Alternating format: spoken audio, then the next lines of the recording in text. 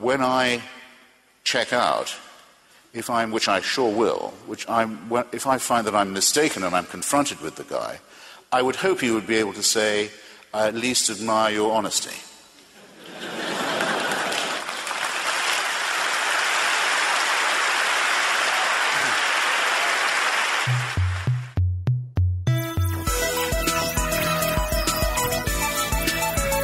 Welcome to the Skeptic Zone, the podcast from Australia for science and reason.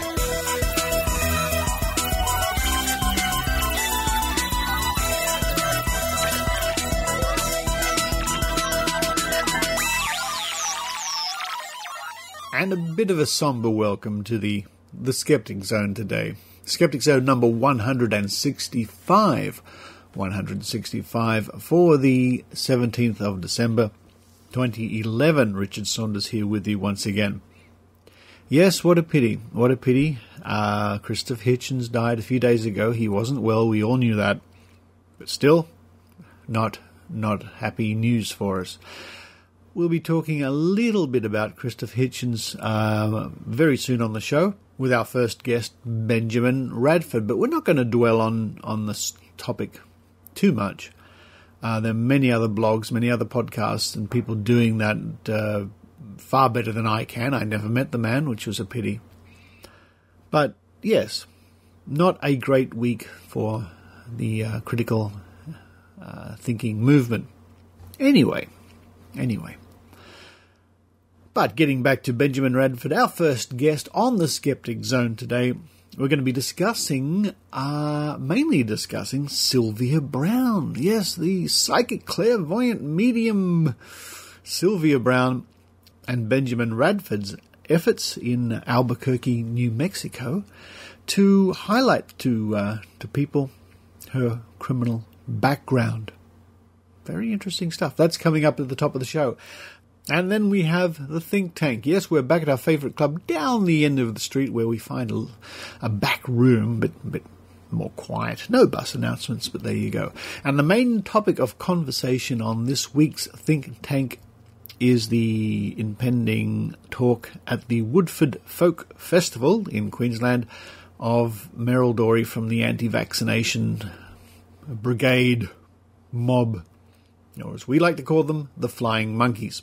Yes, Meryl will be spouting her nonsense at a folk festival, and we'll be discussing in the think tank some of the efforts that the skeptical community have been doing in order to, well, if not stop her from speaking, at least make sure that people understand her true motives.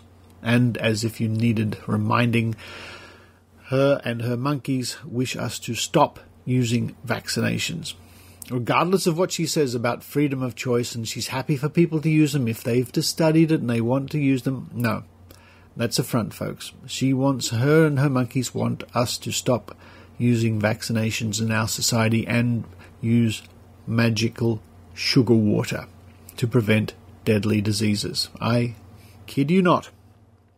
That's the topic of conversation coming up in the think tank with Dr. Rachie Eran Segev, Drunken Madman Jason Brown, and Maynard, Mad Maynard.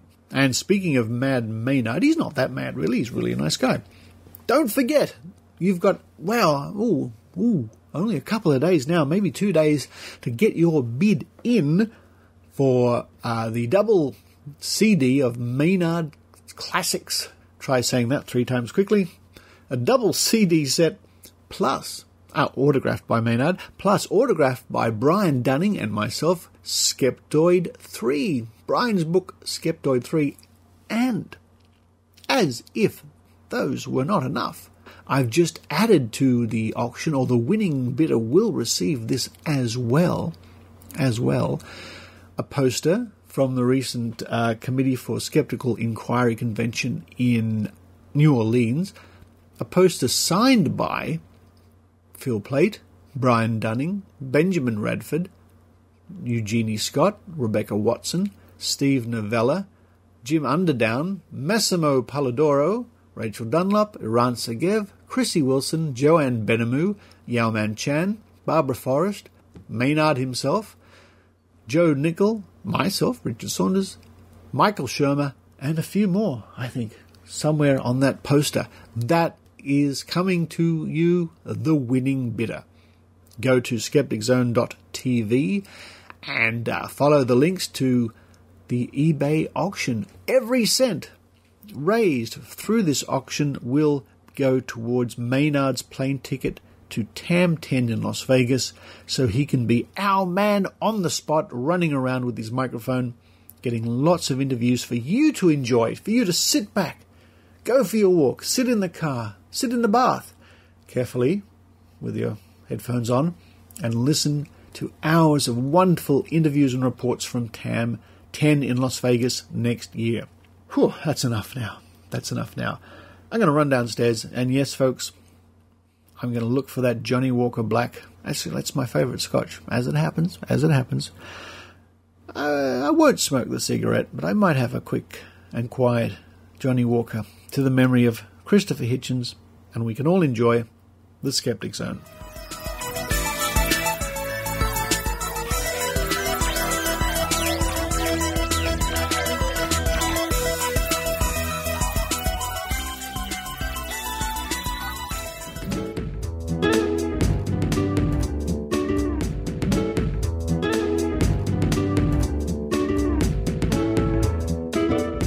And on the line now from beautiful Albuquerque, New Mexico, which I've never been there. I must try and line up a trip.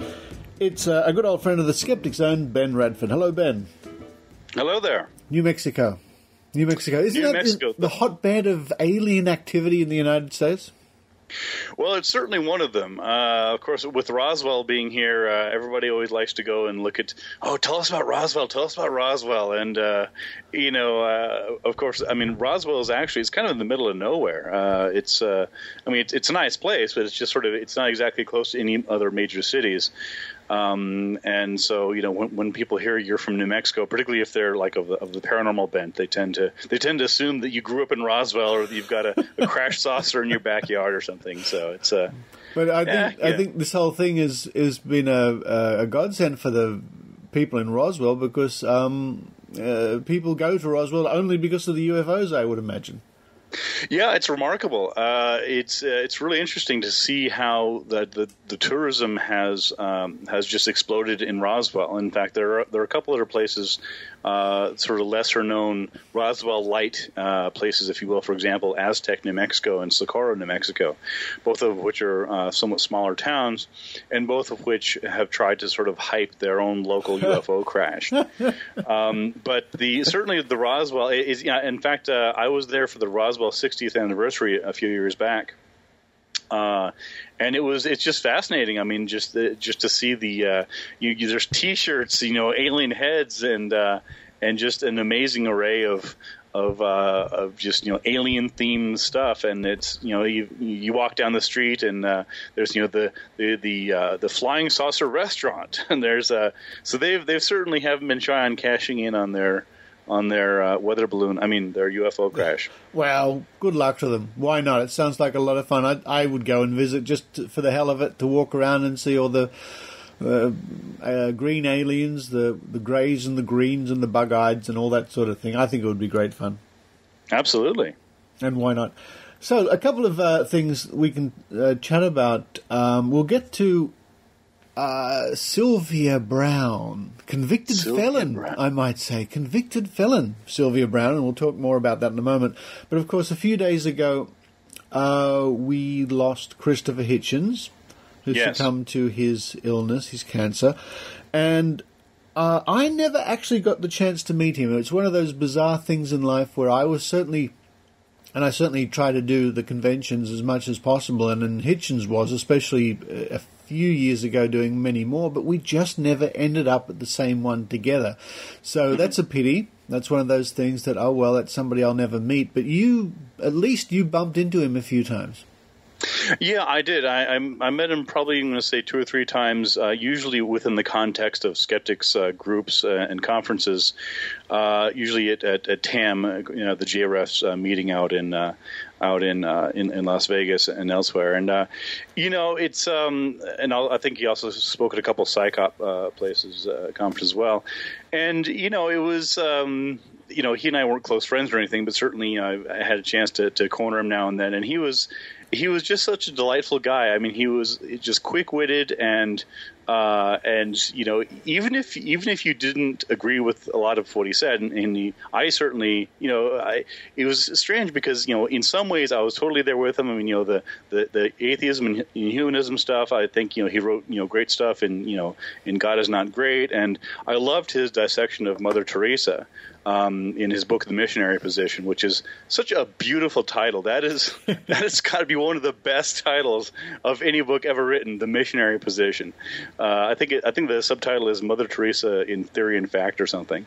So I had a lot of respect for anybody that would tackle Mother Teresa. To be honest, I kept hoping that he was going to take a stick to the Dalai Lama.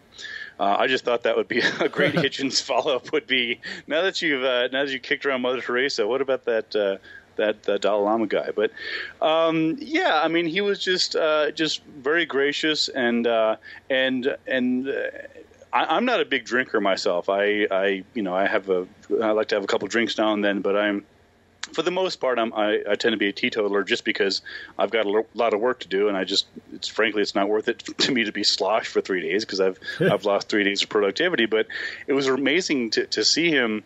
There'd be times when he was clearly lit, 3 sheets to the wind, but damn if he wasn't, saying fairly comprehensible things and spinning off some bon mots and stuff. So it was I enjoyed the times I got to chat with him, and again, even if you didn't agree with a lot of his stuff, of course, he famously supported the Iraq War and things like that. And, a lot of the responses to 9/11, which I completely disagree with.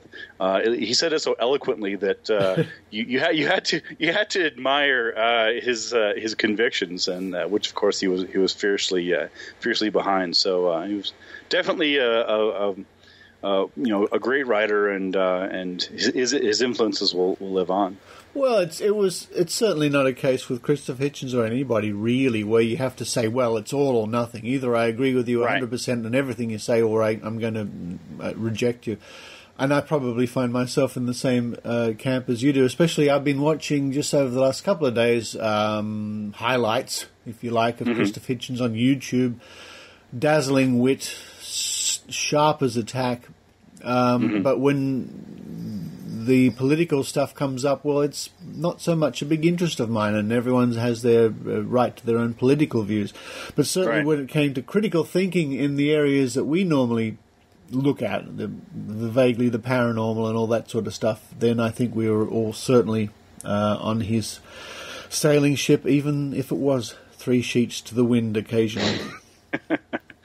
A good analogy and a good segue. There you go. There you go. All right, now let's talk about somebody else who should be 3 sheets to the wind. I don't know. We're talking about that old classic, that old standby, the what's the other word I'm looking for? The old chestnut, Sylvia Brown. Sylvia Brown, for those people who don't know out there, she's one of the longer time so-called psychic mediums. I haven't seen her act. I haven't seen her show. But it occurs to me that it's really, really, really nothing special. It's probably just base level kindergarten cold reading. But it doesn't seem to matter too much for her devoted fans. It doesn't, and actually, one thing that I've been surprised with her is that a lot of these sort of high profile, big name skeptics, not skeptics, but psychic detectives such as her and psychics, a lot of them tend to be very amiable and like, hey, how can I help you out? I mean, James Van Praagh, very sympathetic, even John Edward. But a lot of times, if you look at Sylvia's stuff, she's downright nasty. I mean, she's, there are times when she's like, honey, you were great and your mom loves you, blah, blah, blah.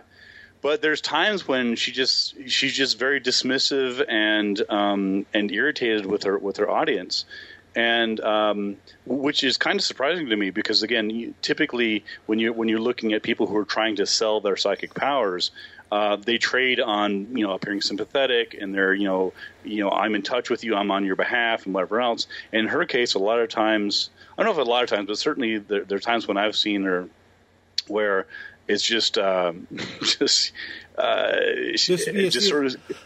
of brusque and brusque, and yes. Actually, I think brusque is the word, and I think in a weird way it actually might bolster her credibility. You were part of an action very recently involving banners and signs, and this is where we come back to why I was saying before Sylvia Brown, convicted felon. Yes. You better fill us in on that, Ben. Sure. Well, yeah, I again, as part of my regular work, I would say every month or two, if not more often, I'll write about some psychic or some psychic detective just in the course of what I do, and I like to keep tabs on these people whenever there's high-profile missing persons cases and psychics appearing in the news. Obviously I can't be on every single one of them, but whenever I can, if there's a high enough profile one, I try and research it at least a little bit, maybe write it up or something else. And so I try in some ways to keep tabs on some of these folks. And I happened to notice, I'm going to say maybe about a month ago, that Sylvia Brown was going to be here in Albuquerque, here in New Mexico, near where I live. And I thought about, what am I going to do? I mean, it was actually at a casino about, I don't know, half an hour outside of Albuquerque, not too far away. And well, I'm sure I don't really want to, pay $120, for a ticket to see her shtick. I mean, I've seen that before, and frankly, I'm not going to learn anything new because I'm pretty familiar with what she does and how she does it. So I'm trying to think of, should I just ignore it? Should I just let it go away? And then I remembered that, of course, she's a convicted felon because she actually has a fraud felony conviction for stealing money back in, I think it was maybe 15, 20 years ago, give or take, and when she was still married. Back when her original name was, I think it was Celeste Brown without the E. Oh. So she changed. She added the E at the end as if that changes her name or something. I don't know. So numerology, who knows? Right, and so I'm trying to think. Okay, well, what about a little bit of maybe a little bit of a grassroots skeptical activism? Of course, these are tumultuous times. In the last few months, we've seen Occupy Wall Street.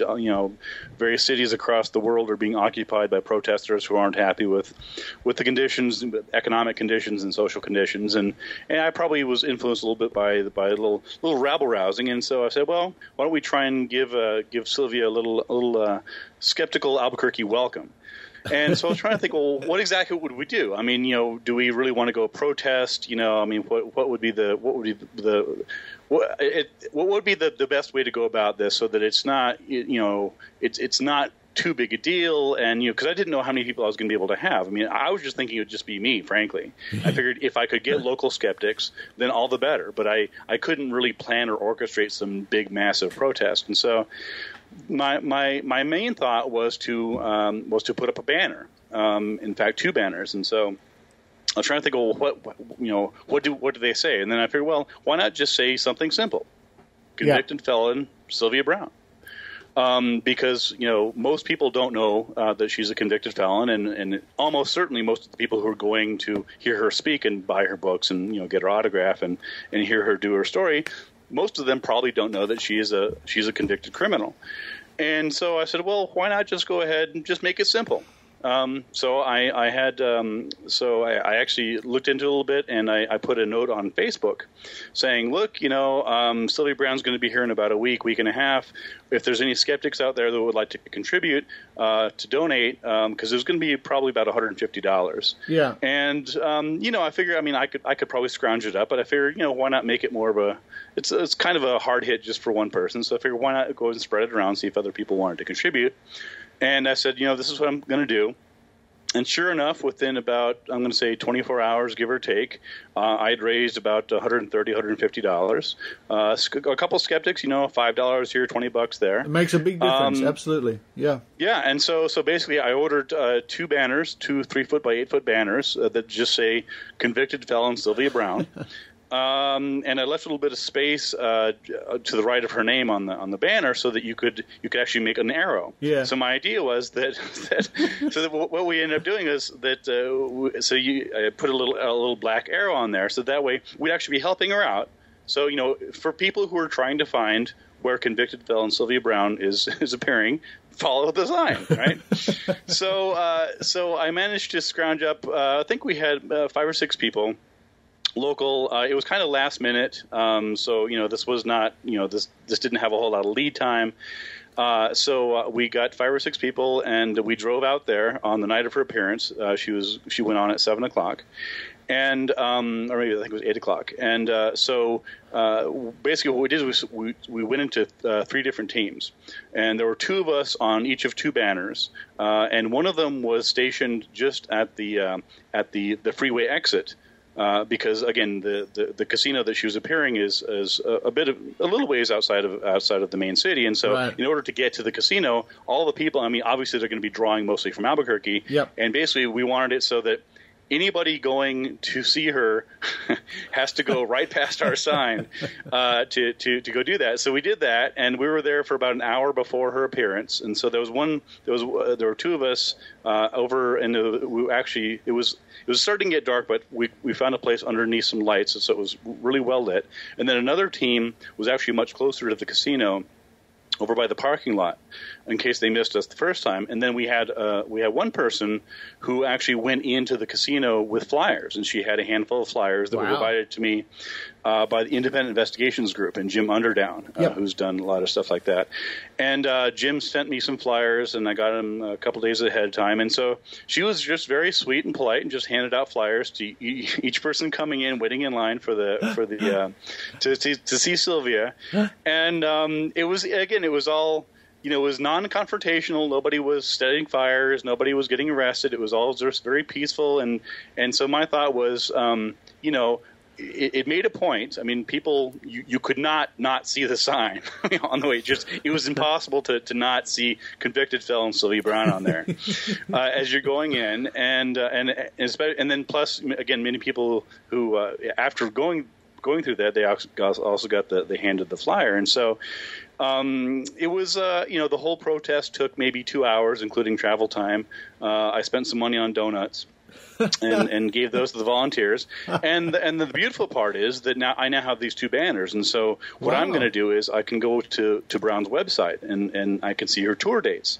And so what I'm going to do is I'm going to contact the local skeptics. For example, I think she's going to be in San Diego in I think January 8th and 9th or something. So I'm going to contact the San Diego skeptics and say, hey, if you'd like, I've got 2 pre-made convicted felon Sylvia Brown banners you're welcome to use, and hopefully they'll just follow her, and they'll be there to greet her at all her appearances for the next few years. Wow. Did you have any reaction on the night from people? Notable reaction? Well, that's an interesting question. There was some reaction. I was one of the people that was stationed by the freeway, basically, either cars were or weren't honking at us, and actually we got almost no reaction. And at first, the guy that I was there with, because we each had one end of the banner. At first, we were a little bit disappointed, and then we realized that the people that are seeing this and the people that are going to see her, they're not skeptics. No, they're believers. Yeah. They're not going to be giving us the thumbs up. If anything, they'll be giving us a different finger. And so, we shouldn't, the fact that we're not getting any, you go honks, we wouldn't expect them to. And the same thing with the other people that were parked, that were closer to the casino. However, our one member who was in the casino, she reported a couple interesting things. At one point, first of all, when she was handing out these flyers, little half-sheet flyers, a lot of people, they thought that they were part of the Sylvia Brown crew. So they're like, "Oh, this is great. Can I have one for my friend?" And she's like, sure, here you go. So she's just handing them out left, right, and center. And, she's, just being very polite. And apparently the casino security did come and look at her. They didn't threaten her. They just kept an eye on her. But again, she wasn't being disruptive. She wasn't being confrontational. Wow. She wasn't trying to pick a fight. Just very, very low key. And then it was interesting because, I guess about 10 or 15 minutes before it started, this one woman came in and said, "Oh, are you?" And I guess she thought that our member was with Sylvia Brown. She said, "Did you see that sign out front? What is this thing about a convicted felon?" and she said, "Yeah, I understand she is a convicted felon. Do you want to fly her?" And so she is so after a while she sort of caught on that we were not on her side. Wow. But certainly there was talk. I mean, people noticed the signs. I mean, how can you not? I mean, certainly, I don't know if every single person did, but I can't see how the vast majority of the people in her audience wouldn't have at least been exposed to it. And at the end of the day, that's all I'm trying to do. I'm not trying to put Sylvia Brown out of business. I'm not trying to defame her. I'm simply letting the fact that she has a felony conviction is public record. I'm simply informing people. If you still want to give her your money, even though she's a convicted felon and has basically admitted to fraud, if that's okay with you, then that's fine. I don't have a problem with that. If on the other hand, if it matters to you that this person is a felon, then that sort of gives them the information. And the beautiful part is that a lot of times, as I recall, I don't know if she still does this, but for a while she did, there's a Q&A section at the end.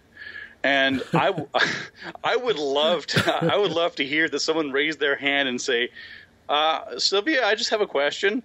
Are you really a convicted felon? And just wait for that beautiful pause, because if she says no, then of course people can Google it and they can find out that she is. Yeah. If she says yes, then she's just lost credibility among the entire audience. So I hope that someday that happens. I don't know if I'll be around for that, but so that's a little bit of that story. There's your Sylvia Brown story. That's great, and because I've seen photographs up on Facebook, but. If people want to find out more, about Ben Radford and maybe the Sylvia story and photographs, what's the best place they can go to?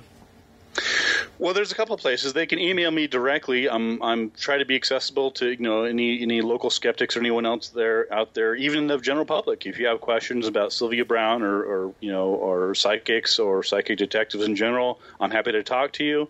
You can reach me at bradford@centerforinquiry.net. That's BRADFORD at CENTERFORINQUIRY.net. You can also find me. Yeah, it's a bit of a Or you can just Google me. That's the easiest way. Or you can also find more. You can get a hold of me through Facebook, Ben Radford. I'm easy to get a hold of there, and you can also go to my website, which is BenjaminRadford.com, which is easy to remember because that's my name. Benjamin Radford, I hope I can join you one day in one of these protests and stand there with a sign of who knows what. Who knows what? It could be endless possibilities because there are lots of people out there doing lots of things that, well, let's face it, we're quite skeptical about. But for now, Benjamin Radford, thank you once again. You seem to be quite a regular guest on the Skeptic Zone, but we're happy to have you anytime. This is Ben Radford signing off from Albuquerque, New Mexico.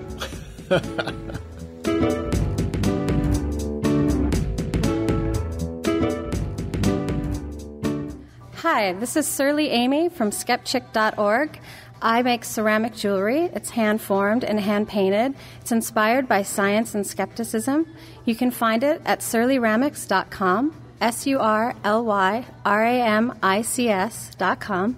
Thanks, and be skeptical. Join us now for Drinking Skeptically in the Think Tank. That's cool. No, it's Jason. Sorry, leave it there. It's okay. As long as it doesn't work. What if that works? Dr. Rachie, you were around like nobody's business, and you've been whirring around lately, and I'd like to welcome you, Dr. Rachie, whirring away to the think tank. Hello. Hello. She is whirring. I'd like to welcome Jason, drunken madman. Good evening, Richard. How are you going? You're not very drunk at the moment. Not yet. I'm working on it. I'll get there. So is Maynard. Hello, Maynard. Hey, it's great to be here. I just wanted to say in advance I have nothing intelligent to say. You've already said it. He's just a guy. He's just... Eran Segev, hello. Hey, Richard. We're all here at our favourite club down the end of the street in a special back room which is full of large mirrors and empty tables. That's the only way to describe it, really, isn't it? And dartboards. And where? Oh, yeah. Oh, yeah, dartboards. 5 of them. We've discovered something new. Well, we haven't done a think tank in our favourite club for quite a while, and I'm glad we're here tonight because we're in the middle of the maelstrom. The storm. Maelstrom, eh? Yeah, the storm of controversy, one might say. All regarding the appearance of Meryl Dorey from the Australian Anti-Vaccination Network at the Woodford Folk Festival in Queensland. Where exactly is that in Queensland, do you know? Yeah, it's north of New South Wales. Brisbane, and it's west. Is it what you call the Sunshine Coast? Is it? Yes. Queensland. I'm sure our listeners are up to speed on what this is all about. Of course, Meryl Dorey is going to be speaking there. I think she's going to be talking about how vaccinations cause autism, Dr. Rachie, if I'm not mistaken.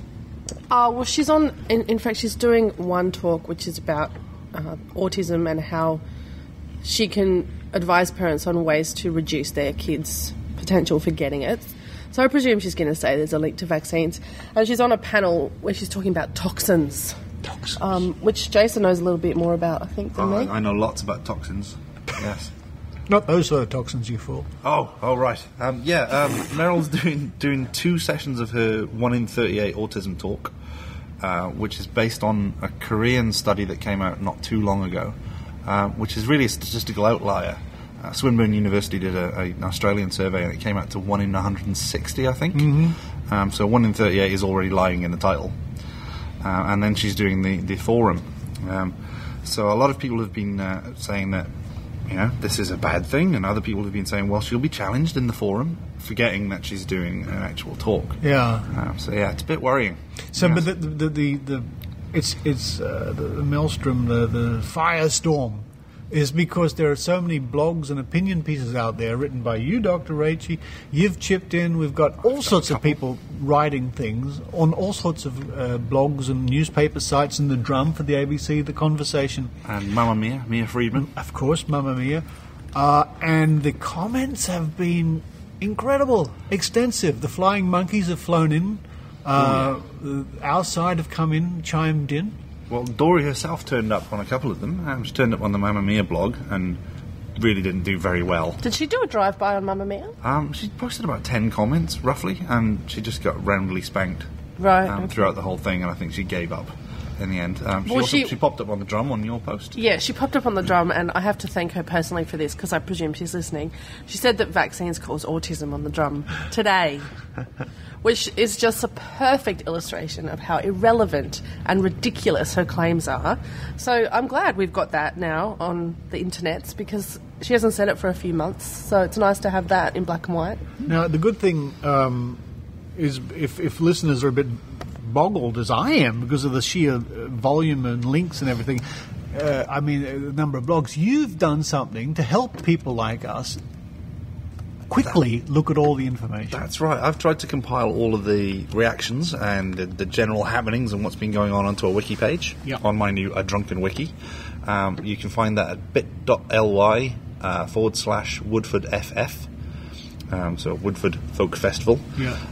And then that gives links to about 30 or so blogs at the time of What's the talking. best thing for if they want to just Google it? Just Google Dorey at Woodford. Yeah. And that should get you the wiki on either the first or second page. Or Dorey at Woodford and Drunken Madman? That would do. That would do it, yeah. Okay. That would get you there. But I was just looking at that before we were recording, and that's...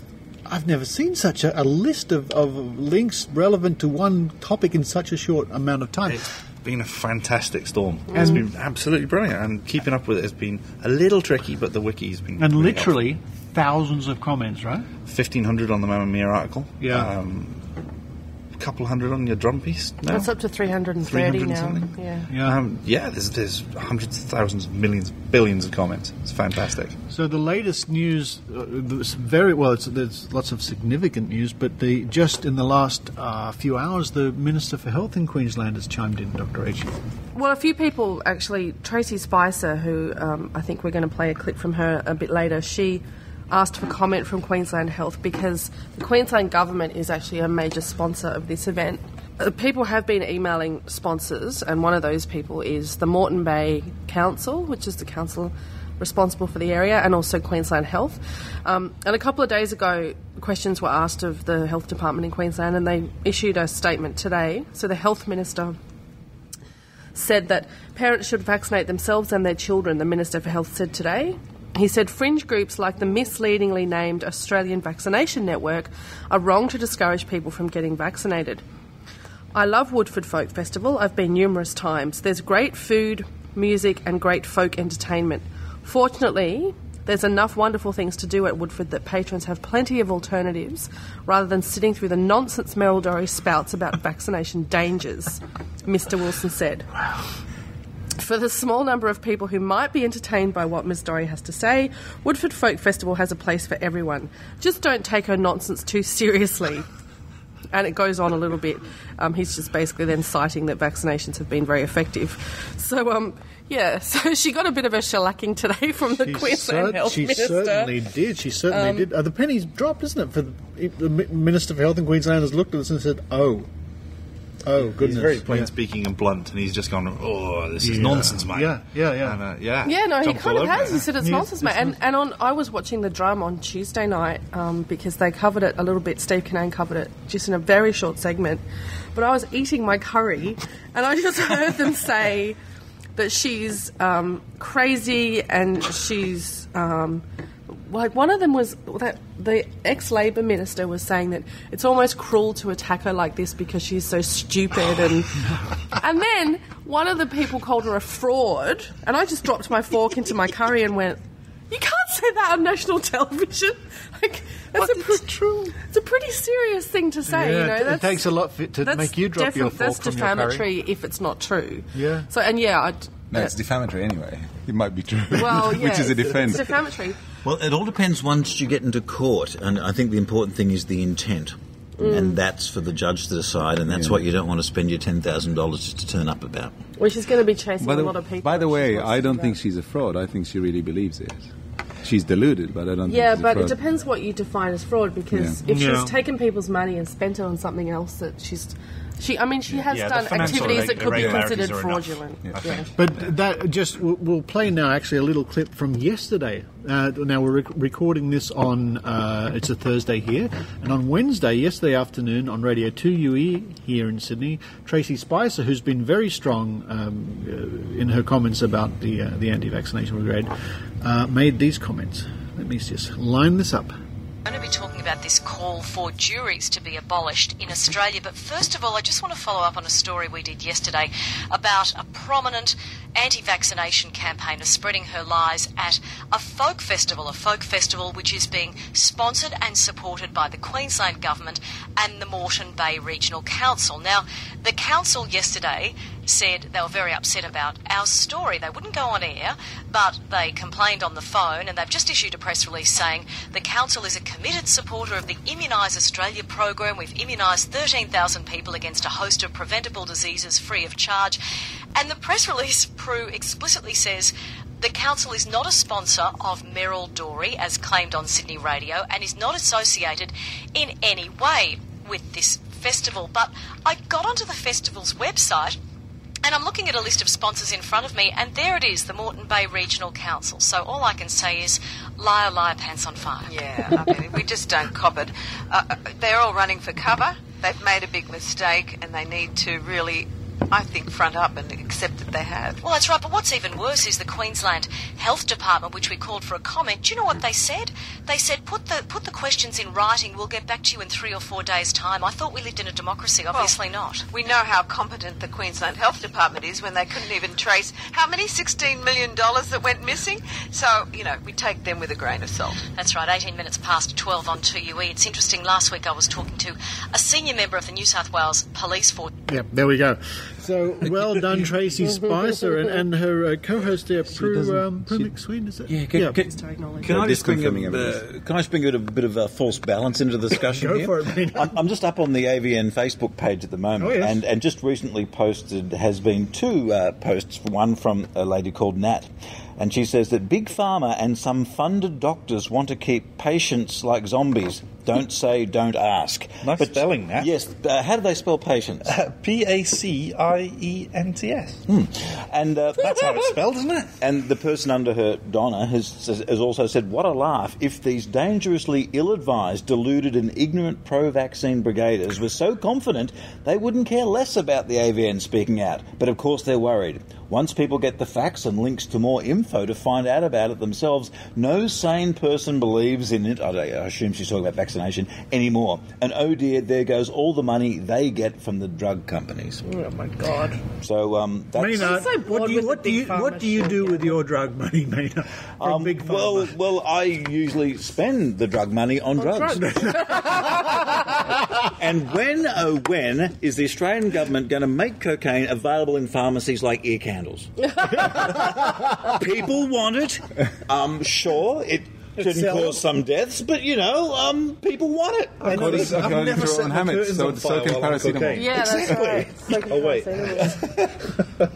Well, it's good to know the flying monkeys are still flapping their wings. Well, they haven't. The funniest thing happened this afternoon, though. Apparently, and I haven't read it yet, but Meryl had time to write a 4,600-word blog post where I think our listeners have probably seen this, but if you Google head desk GIF, does everyone familiar with that head desk GIF where the guy's just not normally typing and then just ends up desking? I mean, it must have been just a frenzy of keyboard tapping. Because, I was editing an article today that I wrote, and it was 17 pages double-spaced in Word, and it was only 4,100 words.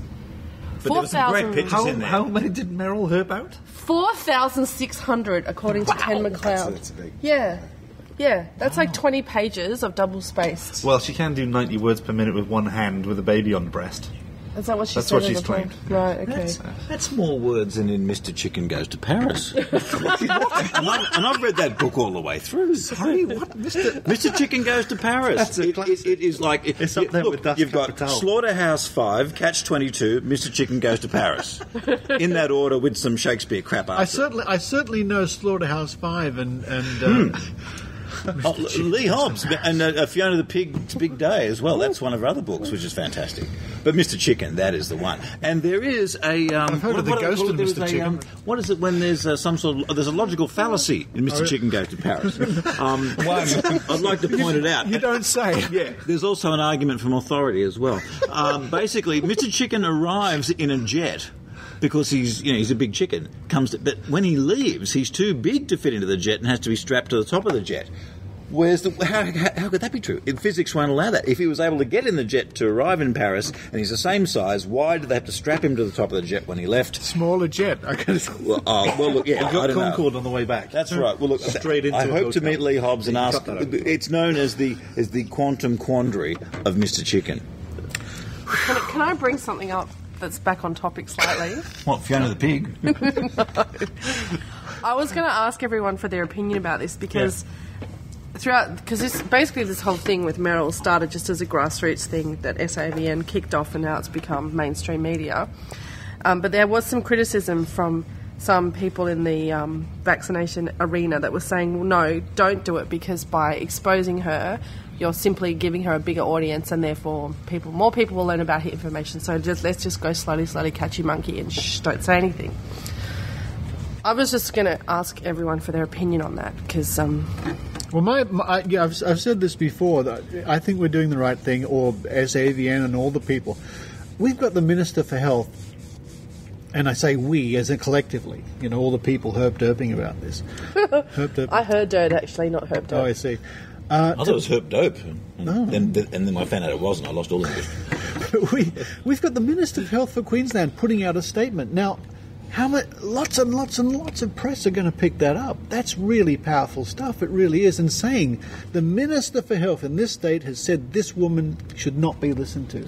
I think that's worth it. I really do. But, Rich, I just have to say that if you were of the opinion that Big Pharma, and there were certain people in the pocket of Big Pharma, the Health Minister would be number one on that list, because who is the guy who makes people vaccinate their babies? It's the Health Minister who's got the most to gain. So, on the other hand... I'll tell you something.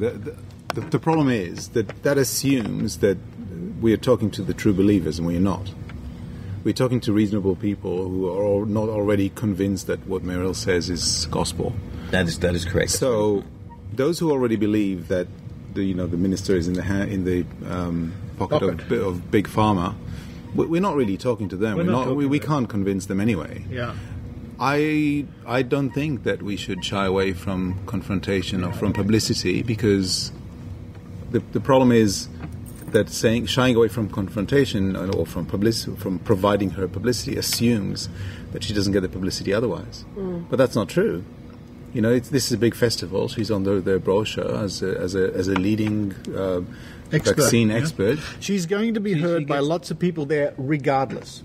If we shut up and all went away, she'd be heard by lots of people. If we make a big fuss, she's still going to be heard by lots of people. 2008's festival had 130,000 people go through the gates. Which is a hell of a lot of people. Now, they won't all fit in the tent for Meryl to talk to, but they're potential It's eyes. 6 days and 6 nights of festival. It's a huge event. I heard somewhere, and I haven't confirmed this, that there's a homeopathic first aid tent. It sounds like a joke, surely. And can I bring that up? And can I bring up what I said to you? I think if something happens to Meryl.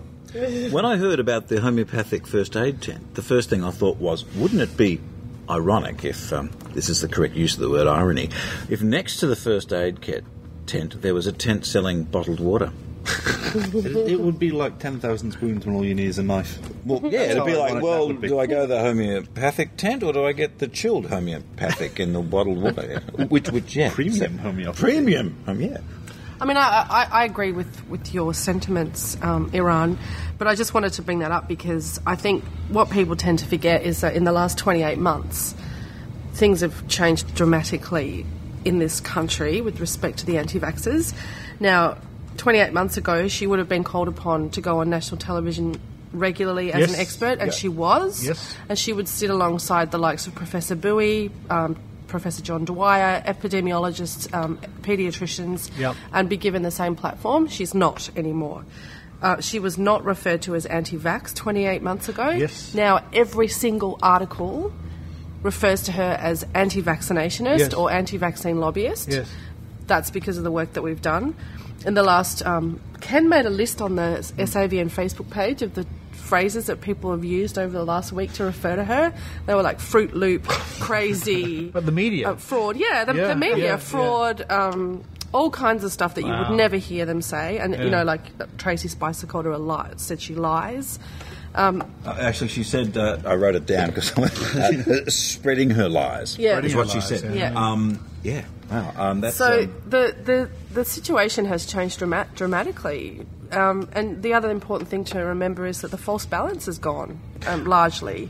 There's still a small amount. I mean, there's a lot of people bleating about free speech, and it really isn't a free speech issue. This is a couple of items I want to bring up, actually, which involved with this. Now, she has said, and I don't know which blog she wrote it on or where, if it was a comments or something, she's raised the old chestnut of she's had to hire security guards. Oh, yes.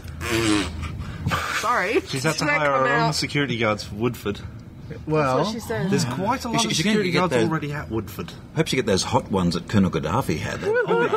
They were cool. Oh yeah. Or like mind you, they turned out they weren't that good in the end. Still, but this is now she's done this before. She said, "Oh, this is her playing the little the martyr card, isn't it? You know, these little people and it was the State Library of Western Australia the last time. The skeptics and co are so evil that they've actually we have to hire security guards unless they attack me or what? Well, What is she she's suggesting? playing the free speech card on the Yes. AVN site there, and even the health minister said that he had to defend her right to free speech to say it. It's not about free speech. It's not. nonsense. It's about privileged speech. She's been given a platform. She can go and stand on a soapbox outside the festival if she wants and rant to her heart's content. It's about being given a privileged in the platform domain, as you with a wrote, I think, microphone Rachie. and an audience and all of Somebody this said. promotion. That's the big problem. I don't want her to actually shut up because she's quite I mean, funny. she's got a blog, a Facebook page, and Twitter account. This is not a threat on her free speech. But where does the Woodford mob draw the line? Would they have a white supremacist there to talk about? Well, this is you the know? point that one of my friends made. He said if you replace any of the arguments about vaccination with safe sex, do you think they'd let someone stand up there and say, don't use condoms, share needles, it's my opinion? No, of course they wouldn't. Or seatbelts. Although, Yeah. speaking of safe sex, Dorey doesn't think AIDS exists. Yeah, that's true. She's an HIV/AIDS denier. Google that. She's on our list. And let's... sorry, Maynard. I just want to bring up a point where you mentioned it earlier there, and regular non-media people, you said like she was the go-to person many months back, and the false balance has been removed to a large extent. That is a massive change. Because normally if you're on a radio station and you're doing a story, you're usually looking in the media for the other side or something, a bit of like someone else to balance it. And normally she might have been a person. And the fact that she's been removed and the concept that you have to balance vaccination too being removed, that's a major paradigm shift, to use a word I don't understand. Paradigm, it's pronounced. Paradigm, okay. Well, it's interesting. On the last episode of the Skeptic Zone, you might recall with our interview with Dr. Rob Morrison, which was I enjoyed doing that.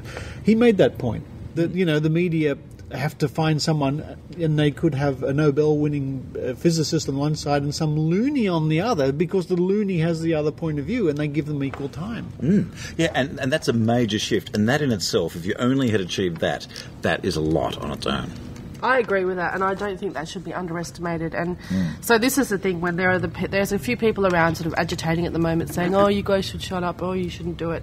But you've got to consider that that's just what I just listed and what you've cited is such an important thing, and it has been such a big achievement, and it's all been done through grassroots campaigning. And we're also bringing to the attention, maybe the Minister for Health, who I know is a regular listener to the Skeptic Zone. Well, I got a tweet from the Queensland Premier today, so I'm pretty happy. Oh, good for you. You're not special. Yeah, but I mean... No. I mean, It's the same tweet, you numpty. it was a booty call. Now, I'm just going to go to the bar. Is that okay for the moment? If you want to go to the bar. I'm just going to go get a drink. Look, I've just been driving for 3.5 hours sober, and that's not to be... No, go to the bar. While Maynard goes to the bar, what I'm going to bring up now... They're making rude noises as they leave. The book that Meryl probably supports, not written by her, the measles book, Dr. Rachie. What's that called? Do you have that reference there? It's the Marvellous Measles. Melanie's Marvellous Measles, Yeah, I think or that's Melissa's, or something like that. I think it's Melanie, Yeah. So this is a book. Stephanie Messenger wrote that. This is a book for children, explaining why vaccines don't work and why measles are good And how for to you. embrace your infectious disease. So I was thinking before we should come up with some titles for ourselves, like Sally's Superb Syphilis, or maybe Dorothy's Delightful Diphtheria could be one. That would probably be support. You see, I'm not sure about syphilis, but diphtheria would be supported. by Yeah. How about Penelope's? What rhymes? What's with the P word? Something pertussis? Pertussis? Yes, whatever. I mean, Persistent pertussis.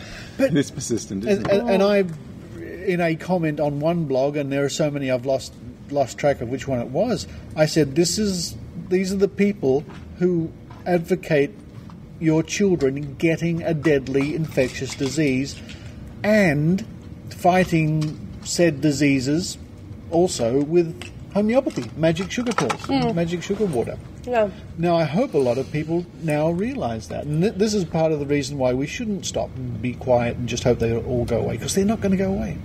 Well, actually, I think also what's important to note is that a lot of the coverage has been in places that is a good target for the demographic we're after. In particular, Mamma Mia is the perfect place for this sort of information. I've noticed too on my drum piece that probably 99% of the comments are outrage that she's going to be there. There was 2 today saying, "Who do you work for, Rachel?" I saw that. You know there's a thing called Google? Use it. Numpties. The inference of I'm a big pharmacist, the audience that I've seen, at least commenting on a lot of the articles, have been either new to her, therefore saying how can this happen? It's disgusting, or parents. Who are the ones that are going to be most affected by her misinformation. Yeah. So, and because we've got quite a lot of we haven't got blanket coverage, but we've got coverage in all sorts of places. I think our side, we've done very well, and we've put the fight right up there, and we've made a big fuss, and I think it's the right thing to do. I think so. Now, Eran, you had another topic to do with the conversation. This relates to the topic that Rob Morrison spoke to you about last week. Rob was a co-signatory to a letter sent by 34 academics to University of Central Queensland with regards to the chiropractic program that they're starting in 2012, which is only a few weeks away. Yes. And John Dwyer, Professor John Dwyer, AO, who was also a signatory to that letter, wrote an article on the conversation, and it was a very good article that basically described why quackery has no place in universities, and specifically talking about chiropractic, of course, and talking about the letter. But then conversation started, and it was because that's why it's called the conversation, I suppose. Yes. But he went on for about it's now about 8 or 9 days, and it's many pages long. I actually wanted to print it, but it's just too long. Wow. But Philip Eberl, who's Professor Philip Eberl, I have to call him, who was previously the head of the chiropractic program at RMIT, and I must remind you that they have a pediatric clinic there, chiropractic pediatric clinic at RMIT, and they won the Ben Spoon because of that. They also have an energy medicine program at RMIT, not exactly an honourable place to be, but Philip Eberl now heads that program at CQU. And he got involved, and initially he said that this was an ad hominem attack, which was clearly not. That's when Rach and I got involved and said, "How is it ad hominem? We criticized the program." And it turns out that he said that what he meant by that. It took a while to understand what he meant, but what came about at a certain point was that he believed that we were only criticizing the program, not based on the program, but based on the fact that he heads it. Now he's giving himself a bit too much respect, much more than we do. The thing is, the reality is, there is an element of truth to it in the sense that we know what his beliefs are. But he also made specific statements. He also said, vertebral subluxation complex will be taught at this program because it is an emerging science. Emerging theory, with exciting results or something. No. Sorry, with exciting from the magical cupboard. I don't know. Well, it's emerging. Santa. So it's based on that. It's based on that. It's based on the fact that chiropractic in general has no firm evidential basis. I actually found out something interesting this week because David Cohen from the University of there's two David Cohens, one in Australia and one in the UK. Yeah. It's the pharmacy professor from the UK. He got involved as well, and he went through a lot of the literature in that debate on the conversation. One of the things he said was that even that thing that we often say ourselves, I say it myself, that there is some evidence that there is some benefit for chiropractic from chiropractic to lower back pain. Turns out that even that is not true. Really? Yes. I didn't know that. The Cochrane review that everybody cites doesn't actually say. It says that there isn't sufficient evidence to show that that's true. So there's no evidence of efficacy at all. There is some evidence of potential harm, and it is very small. We know that. It's not like you go to the chiropractor, you're likely to die. It's very small. The thing is, you always have to weigh the benefits against the risks. And if there are no benefits, then every risk is too much. Yeah, so the problem is that it's a chiropractic program to begin with, and then it focuses rather than on just musculoskeletal problems as we understand them from physiotherapy and from osteopathy. Don't get me started. Reiki? Just bone doctors. Osteology. No, come on. Bone doctors. Yeah. orthopedic surgeon. As we know, we know about these things from orthopedic surgeons, from physiotherapists. We know about the benefits that can be to a musculoskeletal manipulation, but it's got nothing to do with other claims of chiropractic that go beyond the musculoskeletal. So it's a program that is really not supported by evidence. And somebody sent me today, this has been going on and on and on and on, and I said to him at a certain point, just present the evidence. You make this whole thing very easy. Just declare that subluxations won't be taught, and send us a list of references that show that chiropractic works. Of course he wouldn't do it, and I kept teasing him a little bit, saying, look, sir, but I don't think you will, and we all know why. And it's just like every email, every message I put on there for the past few days ended with, you won't do this, and we all know why. And of course he hasn't been doing it, and we all know why. So it's really been... But he thinks he got you today. Yeah, he thinks he got me today. Eran. I know, yeah. Yeah, because you said, send us all the information about the coursework, and then we'll all know what it's going to be about. And he said, aha! Therefore, you've just admitted you don't know what's going to be in the course. Therefore, you can't criticise me. So, ha-ha. Yeah. But he also said... because he's made very specific statements about what's going to be taught. Yeah. There's another guy there, a chiropractor, obviously, probably, Jerry Sprom, he's definitely a supporter, sent a message that actually gave me the link to the RMIT program. And there's a lot of good things in the RMIT program. Excellent stuff, in fact. They learn a lot about biology and physiology, but I knew that already. I've actually seen that program in the past. This was not new to me. The thing is, they also teach subluxations as a scientific theory, and that's not supported. And in any case, chiropractic is not supported by evidence. The thing is, you can't teach something like that as a science program if it's not supported by evidence. Yeah.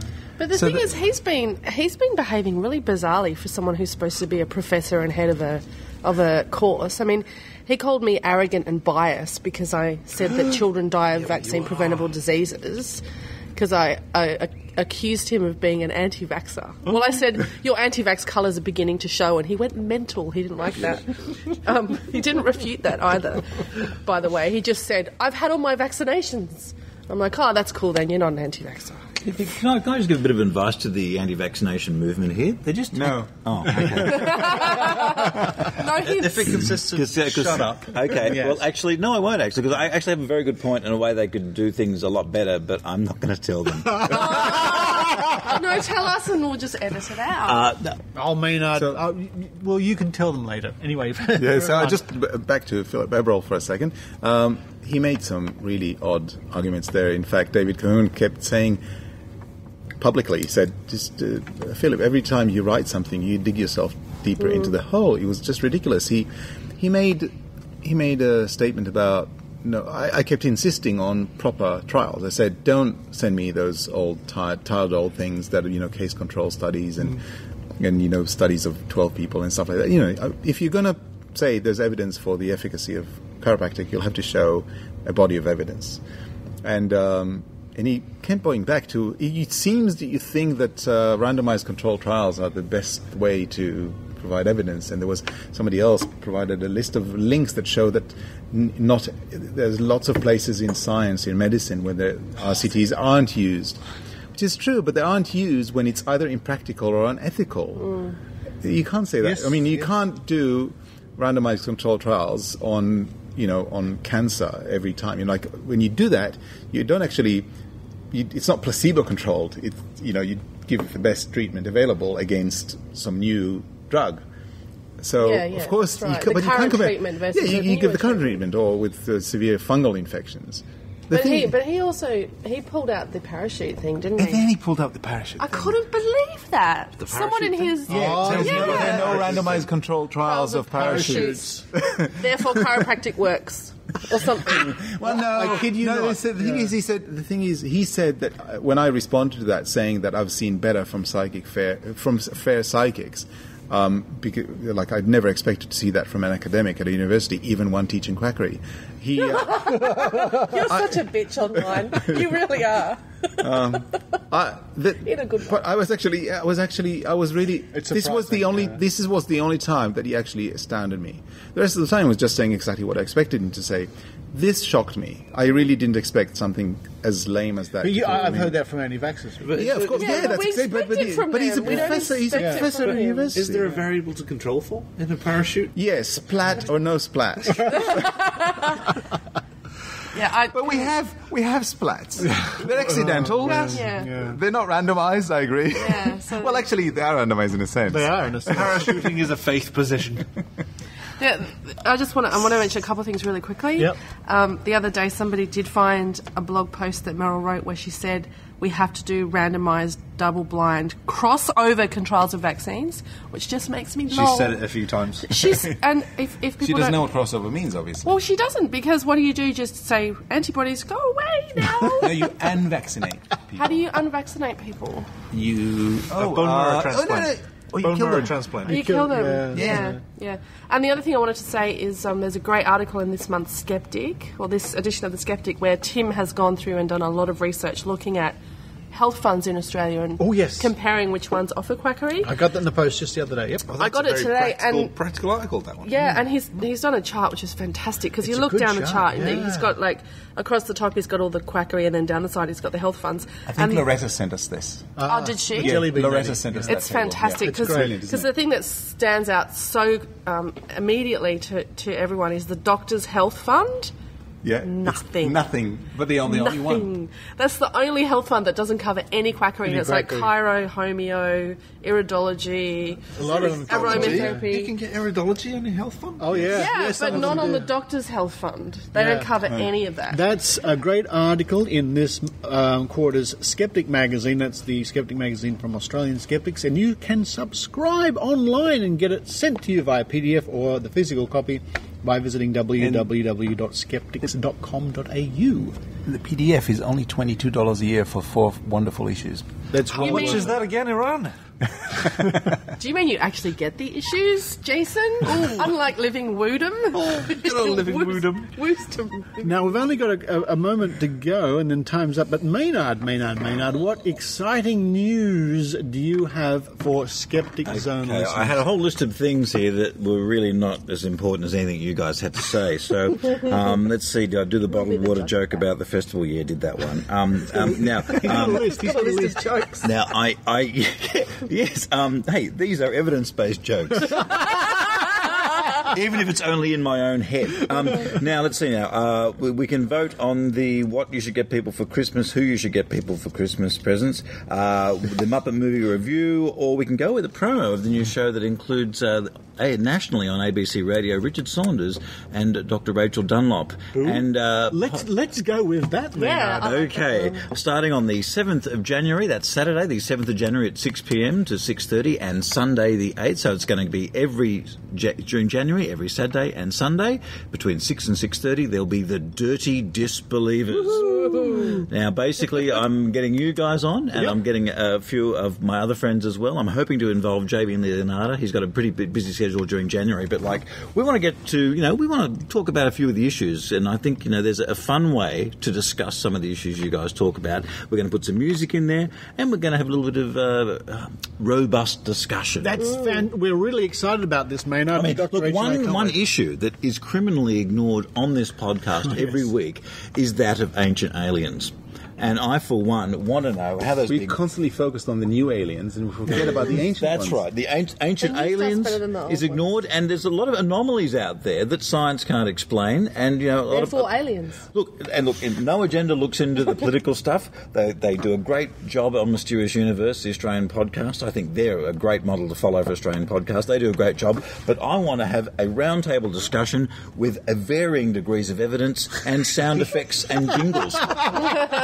We can't wait. When is that on again, Maynard? Okay, the first episode will go to air at 6 p.m. on the 7th of January, and there's a Facebook page already. Just look up Dirty Disbelievers. And what frequency, what band? It's going to be on ABC Digital Radio, which means it's going to be available throughout Australia. If you have an ABC, if you have a digital radio, you can get it over the airwaves. Your audience figures are about 10 people. That's right. Is it going to be online? And it will also be streaming at the same time. Yes. You'll be able to listen to it streaming, and we're also also going to have it on as audio. Thank you very much. Audio on demand as well. And for those of us who are going to be overseas, and the time will be something like 5 a.m. at the time. Well, you'll be able to listen to the audio on demand. Now, it won't be a podcast, but you will be able to have audio on.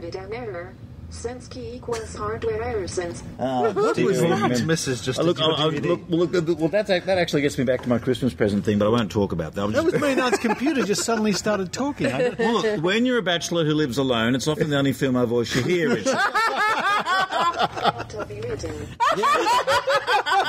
There you go. Basically, we're going to stir the pot with a really large spoon and hopefully burn our fingers. I'm so excited about this. And we're going to have music too. We're going to have a segment called MILF, Music I'd Like to Forget. We're going to have a section. We're going to have a section called Crank Mail, because let's face it, do you ever get any other sort? We'll be having Crank Mail, and there's a friend of mine who is, let's say he's reality challenged, called Tony Push. We're going to give him 1 minute each week with a segment called When Push Comes to Shove.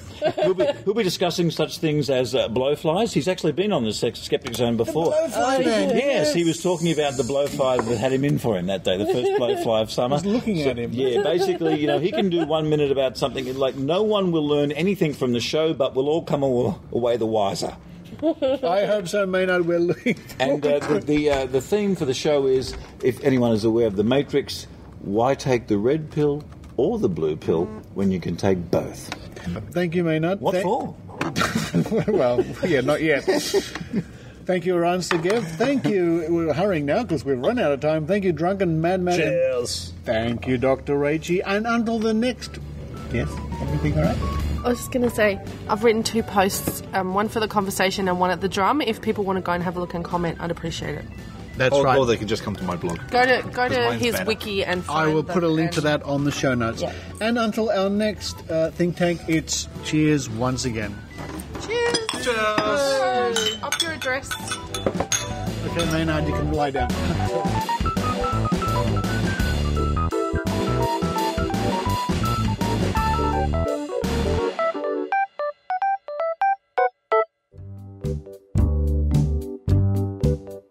Hi, my name is Erica Dunning, and I recently published a book.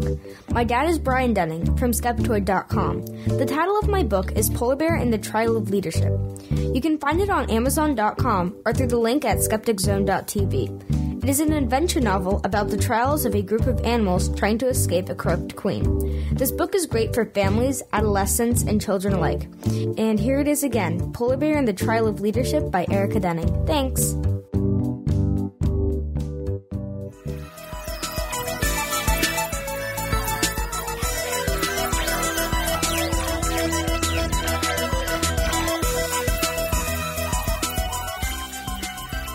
Thank you for listening to the Skeptic Zone. Well, what an effort. What an effort the skeptical community here in Australia, and I've noticed around the world too, are making to bring to the attention of the Woodford Folk Festival organisers the utter nonsense being spouted by Meryl Dorey and the Flying Monkeys. Lunacy.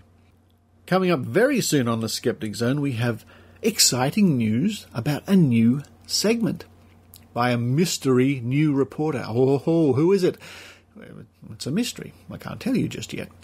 But they, in a certain part of the world, I am being mysterious, are very excited and will be filing reports very soon. Who will it be? Who is it? Well, keep listening to the Skeptic Zone over the next few weeks and find out. Well, it's time for me to run out the door, buy those last-minute Christmas presents. I found another few good books for my other nephews and nieces. One's getting a science sort of book, another one's getting... Oh, they might be listening. I can't give that away. I'm sure it'll be a great Christmas. I hope you'll have a great Christmas coming up, and I hope that you'll join me next week for the next episode of The Skeptic Zone. Until then, this is Richard Saunders signing off from Sydney, Australia. You've been listening to The Skeptic Zone. Visit our website at www.skepticzone.tv for comments, contacts, and extra video reports.